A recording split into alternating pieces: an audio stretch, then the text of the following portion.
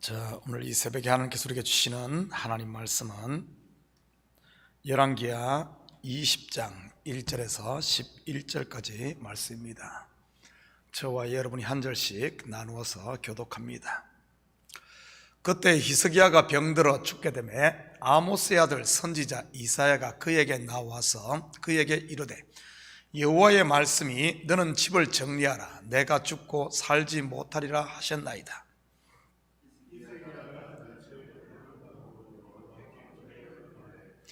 여호와여 구하오니 내가 진실과 전심으로 주 앞에 행하며 주께서 보시기에 선하게 행한 것을 기억하옵소서 하고 히스기야가 심히 통곡하더라.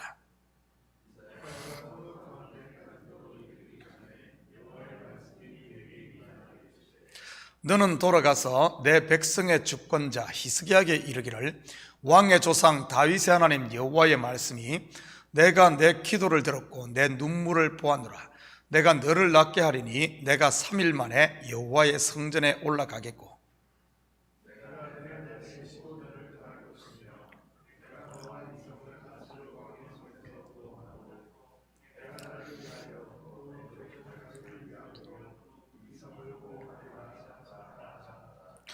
이사야가 이르되 무화과 반죽을 가져오라 하매 무리가 가져다가 그 상처에 놓으니 나으니라.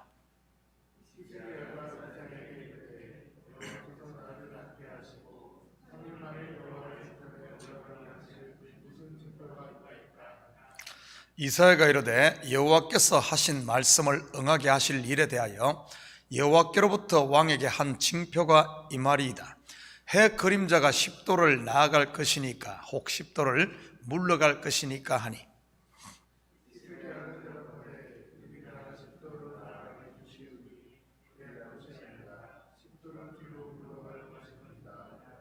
함께 읽겠습니다.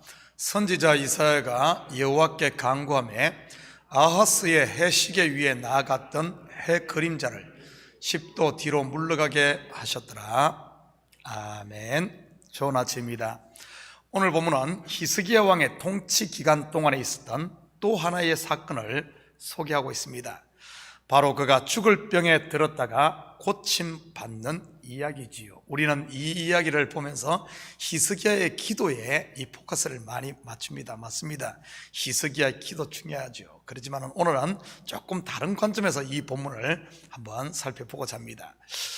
그런데 이 사건은 주의 있게 보지 않으면 아수르의 2차 유다 침공을 막아낸 이후에 있었던 것처럼 오해할 수 있습니다. 왜냐하면 성경의 순서가 그렇게 기록되어 있기 때문이지요.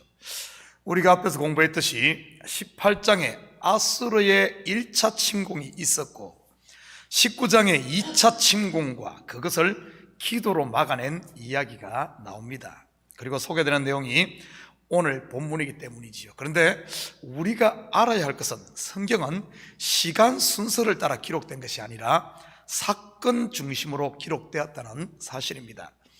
히스기야가 통치한 기간은 29년입니다. 그리고 오늘 본문에 보면 죽을 병에서 살아난 히스기야가 15년의 생명 연장을 받습니다. 그렇다면 이 사건은 그의 통치 몇 년쯤에 있었던 일일까요? 29년에서 15년 생명 연장받은 것을 빼면은 바로 그의 통치 14년쯤에 있었던 일입니다. 앞에서 살펴본 아수르의 2차 침공이 그의 통치 16년경에 일어났으므로 이런 아수르의 1차 유다 침공과 2차 침공 사이에 있었던 일입니다. 히스기야가 왕위에 오르고 단행한 것이 산당을 제거하고 바알과 아세라상을 찍는 종교개혁이 있습니다. 그러자 일어난 큰 시험이 바로 아수르의 침공 아니었습니까? 쓰나미가 덮쳐오던 오듯 아수르의 사네립 왕이 유다의 여러 견고한 성읍들을 점령하자 겁을 먹고는 이 히스기야가 아수르에 그냥 항복을 해버립니다. 그리고 은 300달란트와 금 30달란트를 갖다 바치며 아수르 왕에게 충성 맹세를 하자 이 아수르 왕 사네립은 물러갑니다. 겉으로만 보면 모든 문제가 잘 해결된 것 같아 보입니다. 국내적으로 종교개혁도 성공적으로 마쳤고 대외적으로도 보면은 아스로도 물러갔으니 말이지요. 그렇다면 좋은 게 좋은 것이었을까요? 1절 같이 봅니다. 그때에 히스기야가 병들어 죽게 되매 아모스의 아들 선지자 이사야가 그에게 나와서 그에게 이르되 여호와의 말씀이 너는 집을 정리하라 내가 죽고 살지 못하리라 하셨나이다. 아스로가 물러감으로 나라가 평안을 찾고 제자리로 돌아온 것 같은 그때에 히스기야에게 사형 선고가 내려집니다. 병이던 히스기야에게 선지자 이사야가 찾아와서 여호와의 말씀으로 확인 사살을 하니 말이지요. 그렇다면 하나님께서는 왜 히스기야에게 이렇게까지 하신 것일까요? 그는 여호와께 대한 열심이 특심한 선군 중에 선군인데 말이지요. 그 이유를 알기 위해 출애굽 때 있었던 유사한 사건 하나를 살펴보도록 하겠습니다.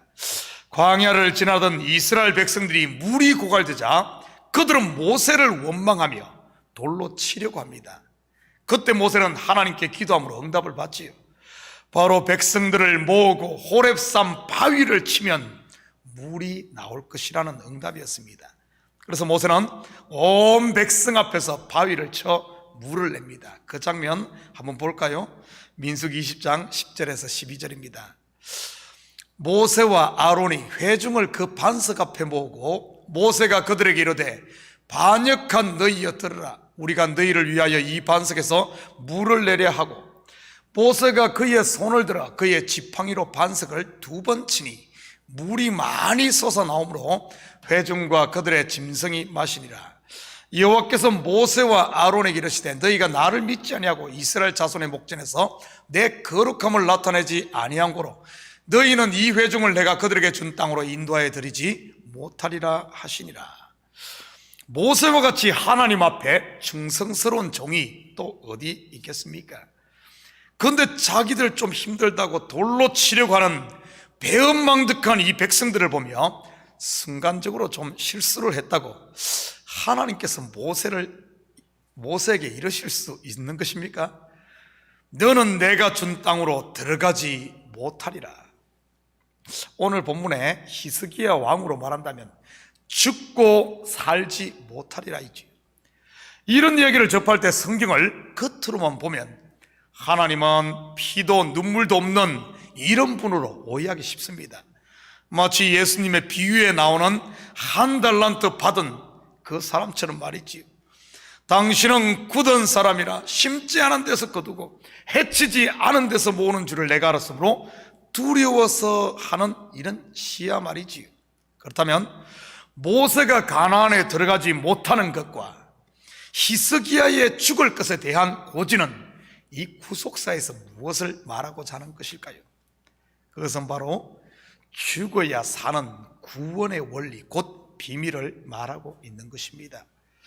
율법을 상징하는 모세가 죽을 때 은혜와 진리의 그리스도를 예표하는 여호수아를 통해 가나안에 들어가는 것이요, 죽음을 두려워하는 히스기야가 죽어야 더 이상 죽음을 두려워하지 않는 히스기야로 사는 것이 말입니다.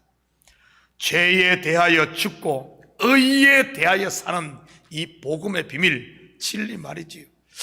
죽을 것에 대해 고지를 받은 히스기야의 자세를 볼까요? 2절과 3절입니다.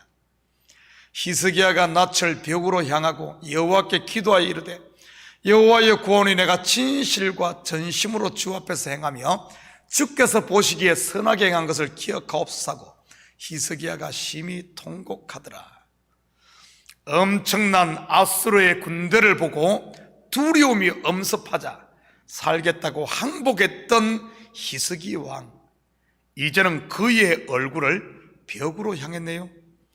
이것은 그가 세상에 대하여 죽었음을 보여주는 모습이지요. 마치 400명을 이끌고 오던 에스를 보고 두려워 떨던 야곱이 이제는 야복강가 곧 벽 앞에서 하나님의 천사를 대면하는 것과 같은 모습이지요. 그런 것을 보면 천사와 씨름한 야곱의 모습은 오늘 본문에 히스기야의 기도라고 볼 수 있을 것입니다. 그림만 다를 뿐 같은 의미인 것이지요. 그런데 이 싸움에서 누가 이깁니까? 4절입니다. 이사야가 성읍 가운데까지도 이르기 전에 여호와의 말씀이 그에게 임하여 이르시되, 죽으리라고 말씀했던 하나님께서 그의 뜻을 돌이켜 그의 생명을 15년을 연장시켜 줍니다. 누가 이겼다는 말입니까? 히스기야가 이긴 것이지요. 하나님의 천사와 씨름한 야곱은요, 해가 뜨려고 하니 제발 나 좀 가게 하라고 사정하는 천사에게 나에게 복을 주지 않으면 절대 못 갑니다고 하자 결국 천사가 야곱에게 복을 주고 항복하지 않습니까? 누가 이긴 것입니까? 야곱이지요. 그런데 이게 끝이 아닙니다. 그렇다면 하나님을 이긴 이들의 결과는요, 야곱은 환도뼈가 위골되어 지팡이 없이는 걸을 수 없는 인생이 됩니다. 그리고 그의 이름을 잃고 새 이름을 받게 되지요. 이스라엘, 하나님과 겨루어 이긴 자. 한마디로 승리의 결과는 다름 아닌 환도뼈가 위골됐다는 말은 곧 죽었다는 이런 말입니다. 히스기야의 승리의 결과는 무엇일까요? 그 또한 생명은 15년 연장을 받지만 그 또한 죽은 자가 됩니다. 우리가 지난 새벽에 살펴보았듯이 이 사건 이후에 일어난 아수르 2차 침공 때 그의 모습을 통해 그가 죽은 자임을 알 수가 있지요. 예루살렘이 포위를 당하고 사내립이 보낸 사신이 와서 온갖 모욕적인 말을 해도 그곳의 히스기야의 모습은 전혀 보이지 않습니다. 어디 있습니까, 히스기야? 다시 말해 그는 죽은 자로 성전 곧 하나님 앞에 제물로 드려져 있었던 것이지요. 더더욱 놀라운 사실은 이렇게 하나님 앞에서 죽었던 히스기야를 통해 하나님께서는 그의 왕위를 이을 아들을 주셨다는 사실입니다. 확인해 볼까요? 열왕기하 20장 21절과 21장 1절입니다. 히스기야가 그의 조상들과 함께 자고 그의 아들 므낫세가 대신하여 왕이 되니라.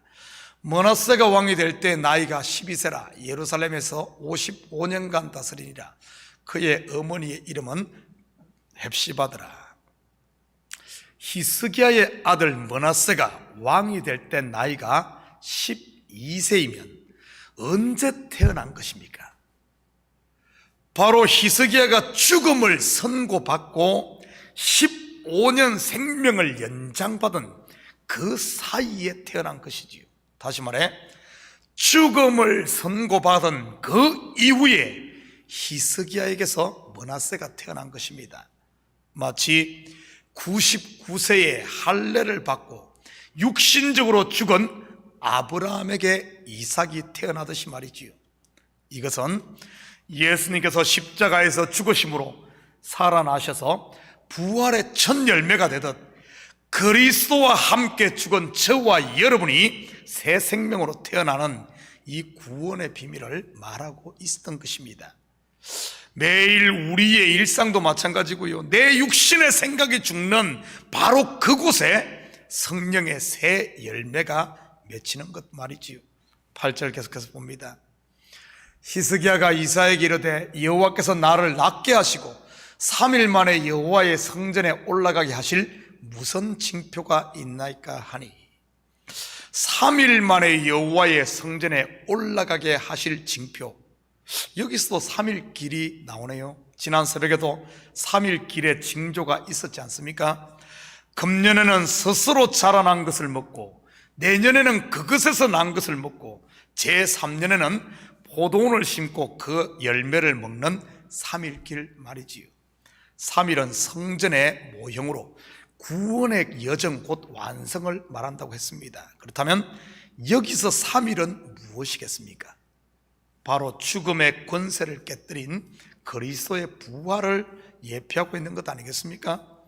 그리고 그 징표로 주어진 것이 무엇입니까? 11절입니다.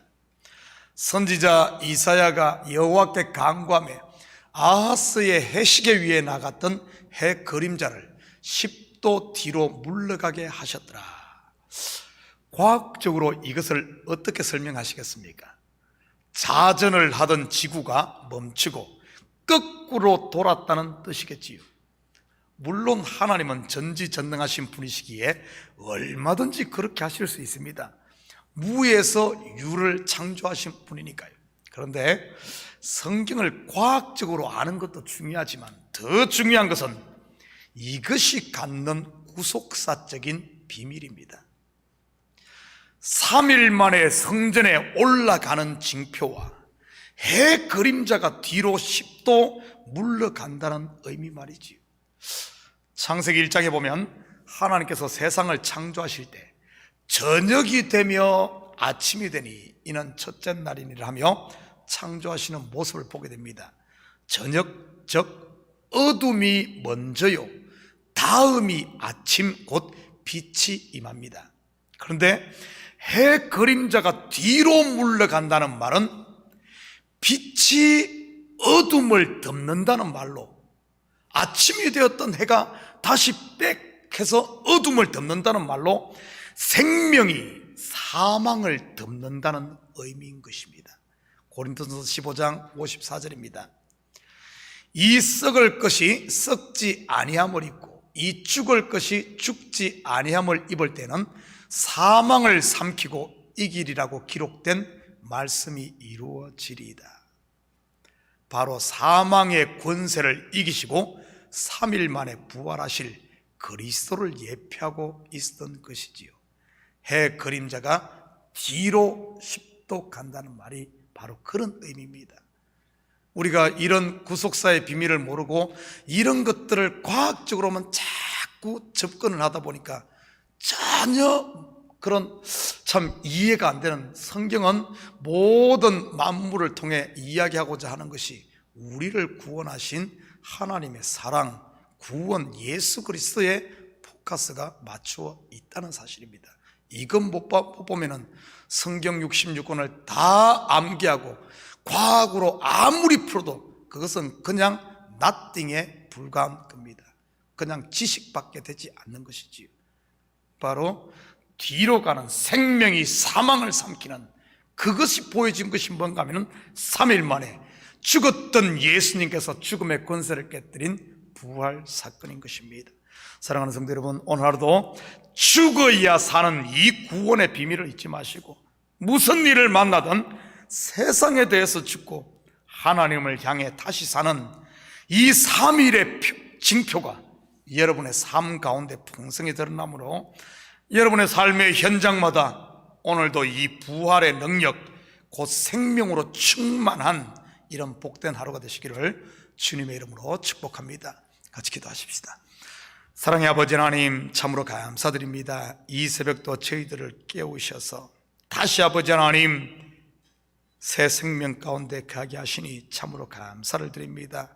우리가 잠을 자고 일어나는 것 또한 아버지 하나님 죽음에서 깨어나는 부활을 보여주는 것이요, 우리의 보이는 모든 것들을 통해 보이지 않는 하나님의 사랑을 아버지 하나님 알게 하시는 하나님, 오늘 하루 우리 발걸음마다 주님의 이 사랑, 충만한 사랑을 받아 오늘도 생명의 충만한 부활의 삶을 사는 우리 식구들 다 될 수 있도록 축복하여 주시옵소서. 감사드리며 예수님의 이름으로 기도드립니다. 아멘.